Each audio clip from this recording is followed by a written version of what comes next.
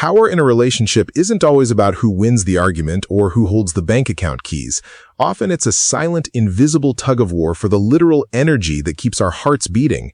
That's the unsettling premise of the Five of Swords in Joe Bandel's Oak Tarot of Love and Romance, a card that replaces the traditional imagery of a gloating victor with a haunting scene of entrapment and what Bandel calls an astral energy exchange. If you look at the card, the silvers, purples, and golds aren't just decorative. They frame a man who is literally caged by five glowing swords while a woman moves freely in the distance, radiating a strange, cautious light. It's a visceral departure from the Rider-Waite-Smith tradition, where the Five of Swords usually signals betrayal or a hollow victory.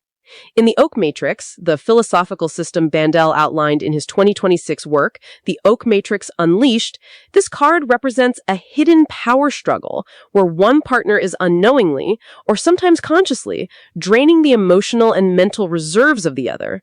The man in the image shows this intense desire mixed with unease because he's caught in a loop of taking more energy than he's giving, creating a parasitic dynamic rather than a reciprocal one. The phrase taking more energy sounds like a metaphor, but in this deck, it's treated as a mechanical reality of the soul. Why does Bandel focus so much on this idea of astral threads connecting the two figures?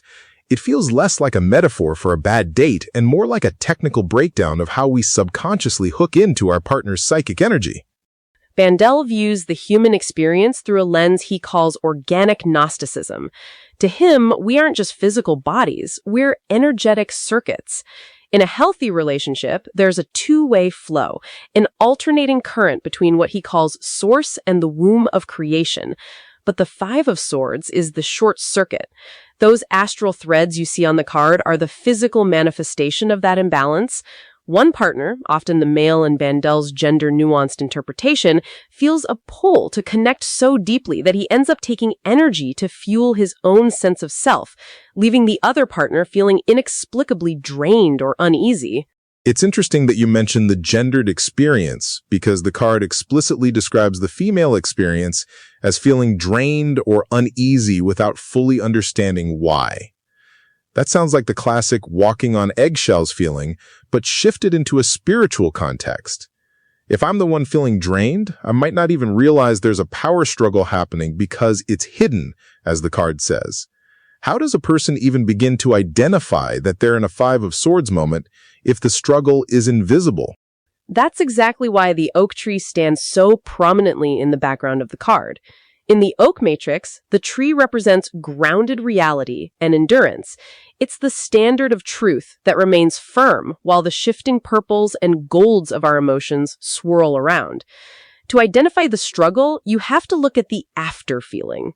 If you leave an interaction with your partner feeling like your battery has been siphoned, even if the conversation was technically fine, you're likely in a Five of Swords exchange. The card is asking you to notice when the giving and receiving has become unbalanced at a level that words can't always describe. Let's push back on that. If one person is taking energy, does that automatically make them the villain? The card says this often happens without full awareness. Can you really have a power struggle if one person doesn't even know they're fighting? Actually, Bandel argues that these struggles are rarely about malice. They're about survival. If a person hasn't learned how to tap into their own internal coherence, a term Bandel uses for being energetically self-sufficient, they will naturally look for it in the person they love most.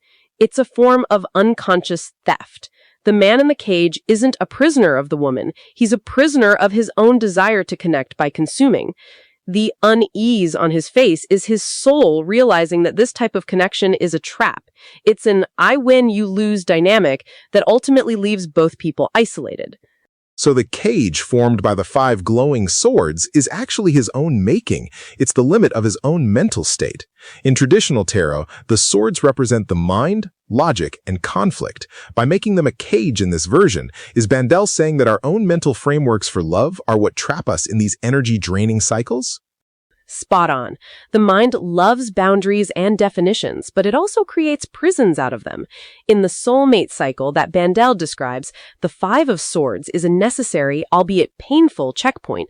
It's the moment you realize that your mental love, which is how he categorizes the suit of swords, has become a tool for control rather than a bridge for connection. The radiant woman in the distance moving freely represents the goal, a sovereignty that doesn't need to take from others to be lit up. She's cautious because she's protecting that flow, knowing that if she gets too close to the cage, she might be pulled back into the drain. If we look at the historical context of the Five of Swords, it was often called the Lord of Defeat. In the Golden Dawn system, it was about cowardice or cruelty. Bandel seems to be shifting the focus away from what we do to each other to how we are with each other. It's a move from the external battle to the internal mechanics. Does this mean the solution isn't just stop arguing, but something deeper, like a total recalibration of how we relate? It's a radical recalibration. Bandel's philosophy involves what he calls the universal rupturing process. He believes that for a relationship to evolve, it has to hit these points of extreme tension where the old way of relating literally breaks. The Five of Swords is that tension. It's the uncomfortable realization that you've been treating your partner like a battery. To move past it, you have to go through the rupture, to stop the taking, handle the ballistic shock of being alone in your own energy, and finally learn to generate your own light. That's why the colors are so dramatic. The golds and purples signify the high-frequency potential that's available if you can just stop the struggle. But isn't there a danger in this sovereignty idea? If we're all just independent energy generators, where does the we in the relationship go? If the woman is moving freely in the distance, it looks like she's leaving. Is the Five of Swords essentially a card of inevitable breakup? Not necessarily. It's a card of necessary distance. Think of it like two magnets. If they're too close and the polarity is wrong, they just snap together and crush things. To fix the circuit, you have to pull them apart first. In the Oak Matrix, love is described as a loving embrace of opposites, not a merging into a single blob. The distance you see in the card allows the woman to regain her radiance, and the man to realize his unease is coming from the cage, not from her. The goal is to return to the oak tree, the grounded foundation, where they can connect without the astral threads becoming chains. It sounds like a very modern, almost psychological take on spirituality. Bandel mentions that he translates a lot of early 20th century German horror and fantasy, like Hans Heinz Ewers. You can see that influence in the shadowy purples and the sense of eerie desire. It's like he's acknowledging that romance has a dark side. Not because people are bad, but because the mechanics of the soul are intense and sometimes predatory. He definitely leans into that dark psychology of romance. He rejects the rose-colored glasses of traditional love readings. To him, the Five of Swords is a get-real moment. It's an invitation to stop performing the ideal partner role and look at the ledger. Who is giving? Who is taking? And why? If the male experience is about this strong pull to connect, he has to ask himself if that pull is actually love or just a hunger for the energy he lacks in himself. It's a very high-stakes card, because if you ignore the warning, the drain continues until there's nothing left but the cage. I'm looking at the color palette again. Intense silvers and dramatic golds. Silver is often associated with the moon, intuition, and the astral side of things, while gold is the sun, the ego, and the conscious mind.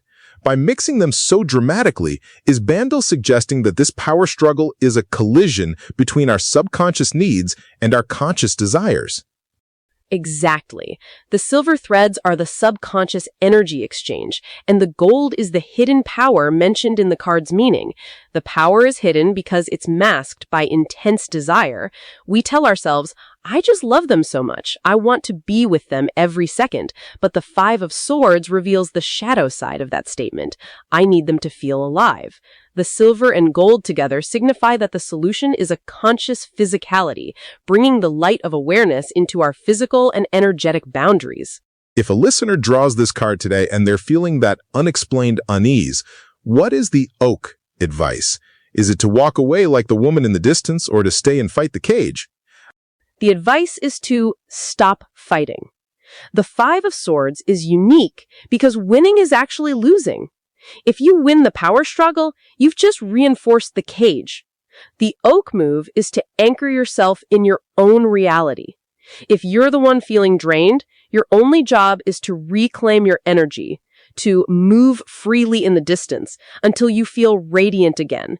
You can't fix the other person's taking behavior while you're still being drained by it. You have to break the circuit. Only then can the astral threads be untangled and rewoven into something that doesn't feel like entrapment. It strikes me that this card is essentially a manual for energetic hygiene in a relationship. It's not about who's right or wrong, but about the current. If the current is only flowing one way, the house is going to go dark. The Five of Swords is the warning light on the dashboard saying the alternator is broken, you're running on battery, and you're about to stall. That's a perfect analogy. And because it's a swords card, it demands honesty. You can't nice your way out of a Five of Swords situation. You have to name the power struggle. You have to say, I feel drained when we connect this way. It's that radical honesty we saw in the Four of Swords, but pushed to a level where it challenges the very structure of the relationship. It's a call to move from mental love, which is full of strategies and cages, to something more organic and reciprocal. The Five of Swords in the Oak Tarot of Love and Romance ultimately reminds us that the most profound battles we fight aren't against our partners, but against our own patterns of consumption and control. It asks us to look at the glowing swords we've built around ourselves and realize that the door to the cage was never actually locked. We just have to be brave enough to step out into the distance and find our own light. If this exploration of hidden power struggles sparked something for you, pass this episode along to someone who might be navigating their own astral threads right now.